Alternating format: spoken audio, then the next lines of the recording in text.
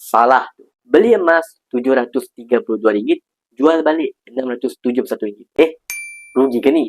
Ramai orang yang baru akan tanya macam ni. Tapi sebenarnya, itu bukan rugi. Itu dipanggil spread. Untuk faham dengan mudah, bayangkan, Tuan Puan beli buah di Pasar Borong. Tuan Puan beli mangga RM4 sekilo. Tapi, bila nak jual balik, peniaga lain cuma sanggup beli RM3.60. Beza 40 sen itulah spread. Beza harga beli dan harga jual. Sama juga macam emas, Tuan Puan.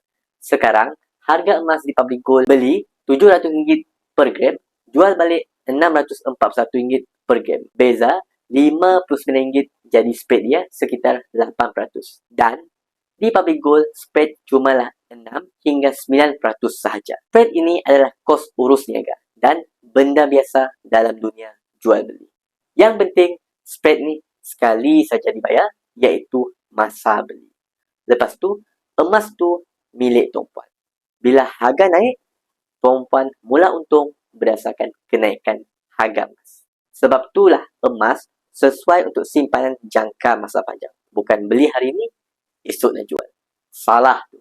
Kalau simpan 1 hingga 3 tahun, insya-Allah harga naik dan Tuan Puan boleh mula nampak keuntungan melebihi kadar spread tersebut.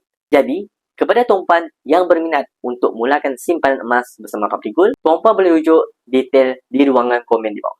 Saya untuk perkongsian ilmu emas setiap hari.